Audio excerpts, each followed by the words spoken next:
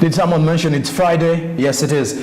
19th day of August 2022. Welcome to Smart Means Business. Good morning, good people. How are you doing? How is your Friday? Let me hope you're doing well, and let me hope that wherever you are, you're driving your business as it's supposed to be. How are the sales moving on? How is the year taking you? Have you been able to achieve what you set aside at the start of the year, or you are yet to execute all those things that matter to do with business? Well, pretty much a situation, I could say. Welcome to the show, and I'm here for you. Welcome back from the news recap with Barije Andrew, and now for us, we're getting into the press review.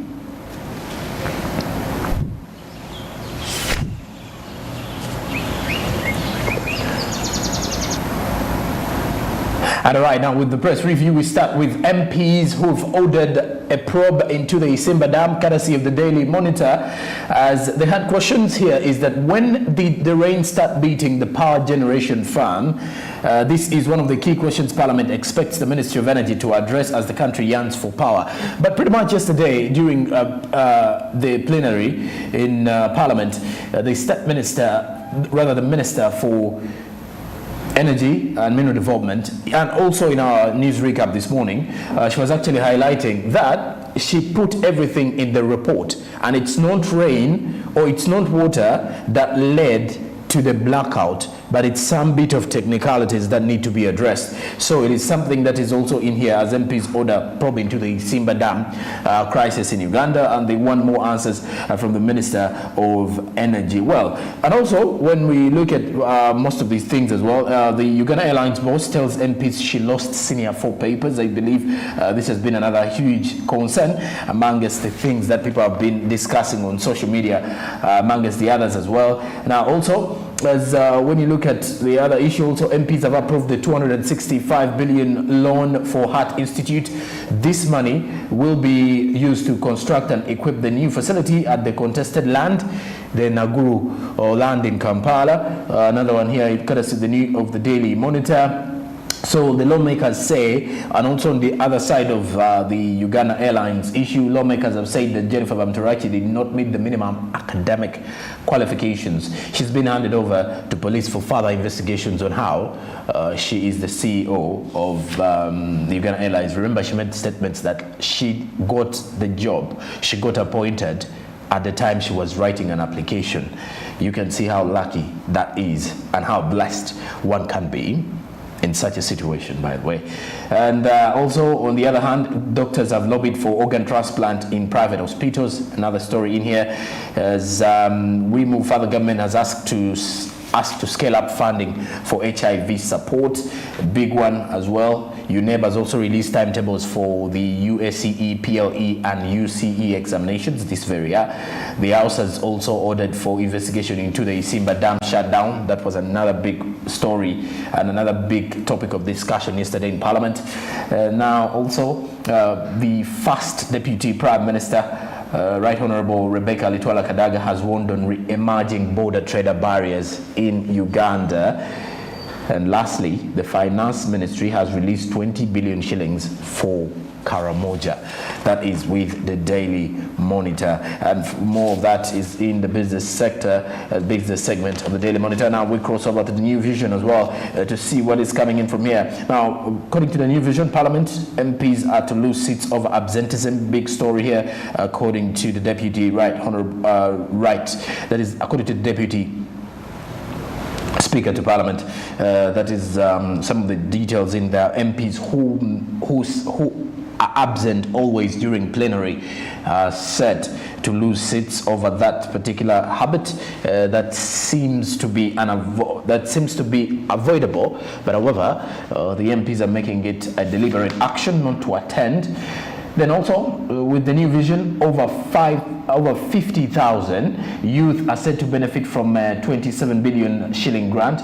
And in here, in Pictorial, there is Stephen Arinaitwe, the Public Relations Officer of Junior Achievement Alumni, Mwagala and Sharon Mompire, Junior Achievement Alumni. These ones were during the media launch at the Innovation Village in Ntinda recently, as they were launching the 27 billion grant that is going to help 50,000 innovative youth to benefit and try to expand on their innovations and to see growth of their businesses.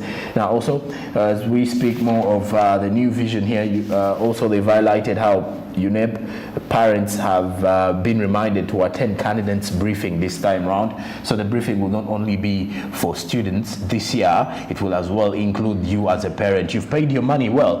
Now UNEP says you're supposed to be part of the briefing in there. So briefing is now going to be, the first paper will have the parents in there. I think it is the only paper where parents will have to contribute greatly on D-Day. Now also, Uganda's public debt has risen to 74.1 trillion Ugandan shillings as of June 2021. Minister Kasaija is explaining the loans utilization delays. This was upon him meeting the Economic Committee of Parliament on Wednesday. This and more is also with the new vision this morning. And also Parliament has introduced a duty rota for ministers and register for MPs. So this one is to ensure that MPs and ministers endeavor to be in Parliament every time there is a seating or there is a plenary session taking place. So it is something that people have to see. And then on the other hand, it's Pastor Kayanja has flagged off relief food to Karamoja, as most of the civil society organization and political parties have been helping out. Now this time around, a religious man is stepping in here to send out that. Now also officials have revealed that Bujagali was poorly negotiated. Another story in there regarding the Bujagali crisis, and you can find that more, and more from the new vision. Well, that brings us to the end of our press review this morning. Now we're getting into the international updates.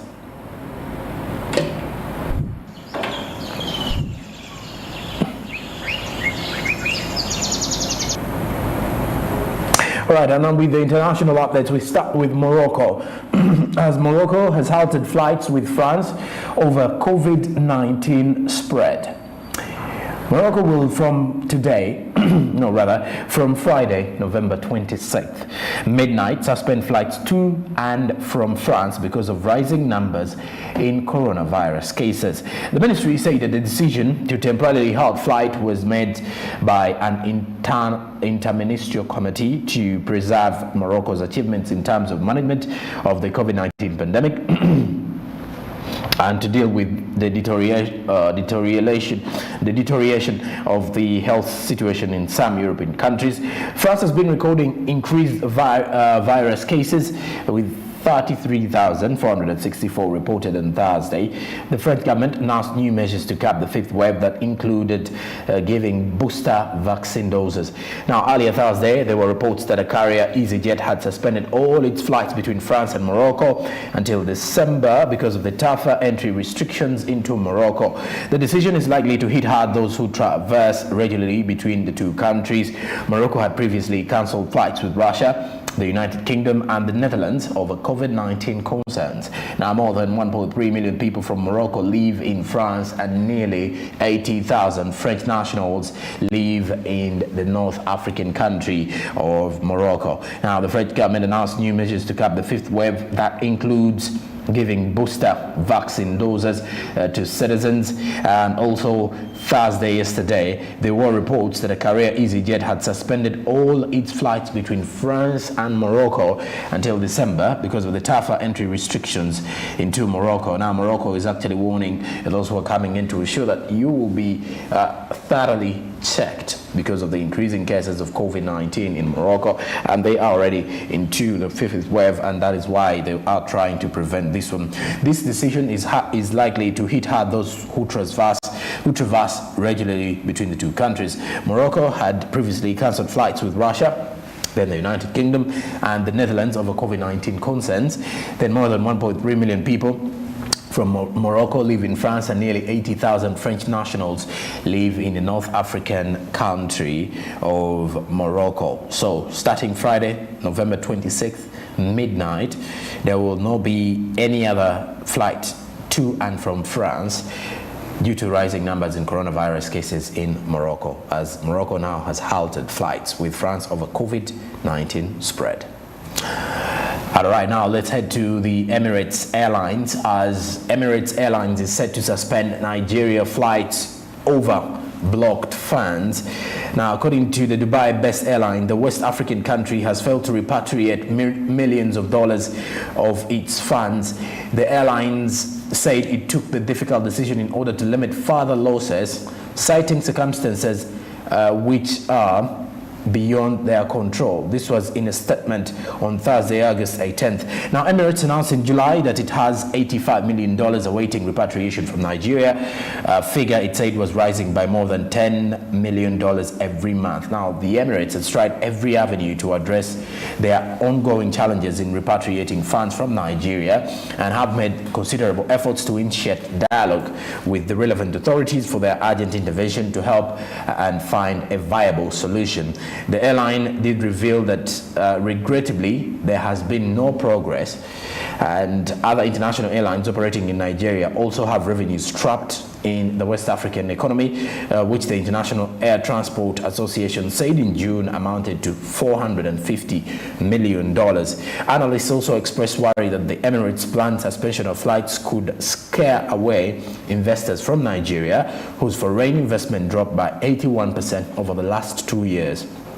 Now, according to government statistics released earlier this year, Nigeria, which is Africa's largest economy, is facing a crisis caused by a shortage of foreign exchange, despite being one of Africa's largest exporters of crude oil.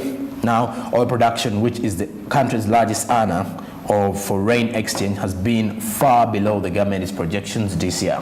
When you look at the month of July, Emirates informed Nigerian authorities it would reduce its flight operations to the West African nation after trying to unsuccessfully stem the losses by proposing to pay for fuel in Nigeria that was in Nairas, which continues to weaken against the dollar. Now, passengers affected by the planned suspension of flights to Nigeria will be assisted in making alternative travel arrangements, and the Emirates said, promising to reevaluate the suspension as there should be any positive developments regarding the trapped funds. Now, more foreign airlines could take similar measures if the government does not act on Emirates' announcement. This is according to an analyst, Foster, who is a principal managing partner at the Aviero Capital Partners.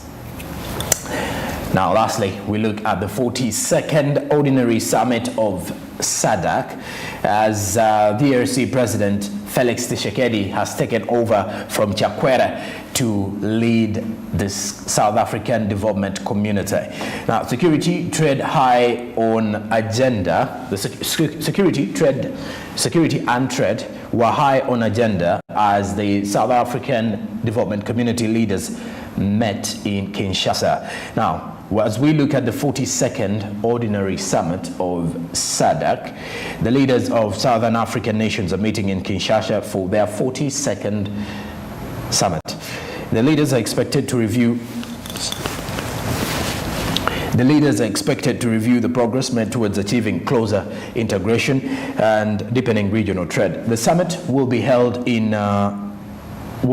under the theme promoting industrialization through agro-industry, then also includes mineral resource enrichment and regional value chains for inclusive and resilient economic growth.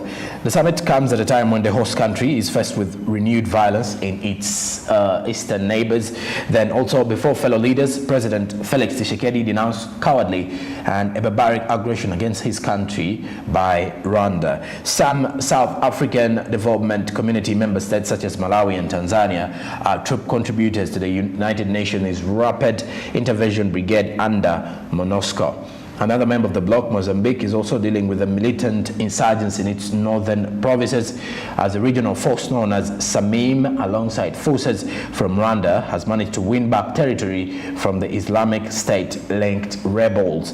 Now, at the end of the summit, Congo will take over the bloc's rotating presidency from Malawi's Felix Tshisekedi, which was taken at the helm of the South African Development Community during the 42nd Ordinary Summit of Heads of State and Government of this organization, which is being held in Kinshasa from August 17th and 18th, 2022. Now, he succeeds Lazarus McCarthy Chakwera, President of the Republic of Malawi. Now, the outgoing Sadaq president called upon member countries to be independent of external influence, especially the DRC, and then the Democratic Republic of Kenya. Then the Kinshasa summit is hosting a dozen of Sadaq heads of state and will review progress in the regional integration in line with Sadaq aspirations, which envision an industrialization peaceful, inclusive, competitive, middle to a high-income region where all citizens enjoy sustainable economic well-being.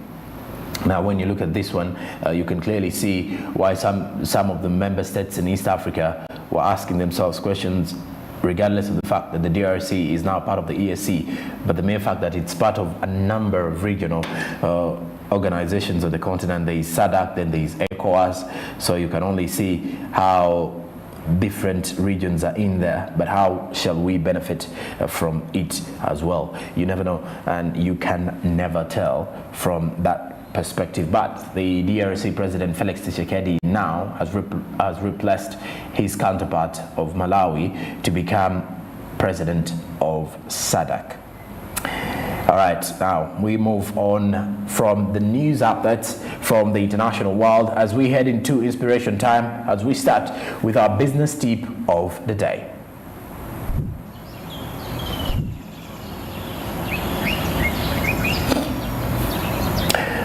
All right, now the business tip says prioritize your customer support. Prioritizing customer support gives your business the chance to turn unhappy customers into loyal ones. If you can be there in a pinch, you can relieve the issue and deliver your brand promise. Prioritizing your customer support gives your business the chance to turn unhappy customers into loyal ones. If you can be there in a pinch, you can relieve the issue and deliver your brand promise. Well, prioritizing your customers, if we're to look at this one, prioritize your customer support. How true and how good is this one here? Because in most cases, as you are yearning for expansion and looking at a broader gap of customers who are coming through, you will have to realize that they are already customers that have been part of your business growth that you need to as well utilize. So during that time, prioritize them. Give your business the chance to turn unhappy customers into loyal ones. Try to look at which customers have been there for you, which customers are criticizing you, and then the better way is to work on the things that they are criticizing and to at least see some change that will make them happy. And then those unhappy customers will become loyal ones as well, and they'll be added to the queue that has actually been there for you through the hardships and through your good times. And trust me, there you'll be getting recommendations from various people, and then from the recommendations you'll be good to go in on matters to do with business, and you will see the growth of your business in the long run. Okay, away from the business tip of the day, we have a look at our business quote now.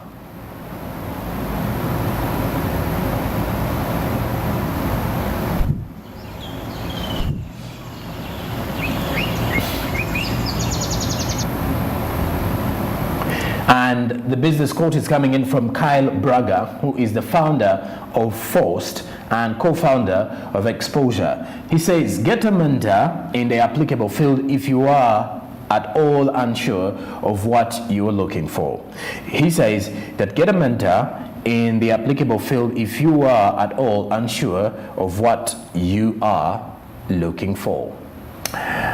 And clearly, if you are someone who is in a field like the one we're in currently, it is high time you thought about what is the possible way of getting someone who is going to inspire you. You need to look at someone who is in the same field as you're in, and once you get that person, you never know how things are going to change for you. Yeah. So in most of the cases, you get to realize how important it is for you as an individual to think about the people who are doing the same thing as you are doing. And at the end of it all, you will see yourself reaping, because you're going to get answers, you're going to get motivated, you're going to be inspired. Everyone has got a mentor.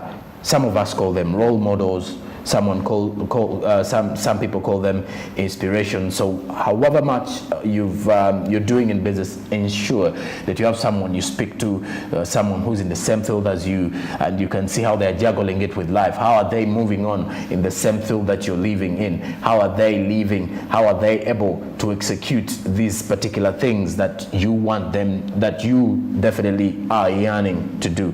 And then you never know how things will be easier for you, because in most cases, if we are to look at that, You can only become successful in life if at all you're looking at something, you're learning from some people's failures, or you're learning from other people's success. You may change the narrative, or you may change the line of how you're moving, but then it will not change the idea or the fact that there are people who have actually done the same thing as you, and there are those who have failed, and there are those that have succeeded. So you either choose which side are you going. Will you follow the one who has failed and see that you do better, or will you go with the other who has succeeded so that you go ahead of that same person? Well, I will leave that to you for now. It's 5 minutes to the top of the hour, and we're heading into a break. At the top of the hour, we return with the coffee code. Stick around. Good morning.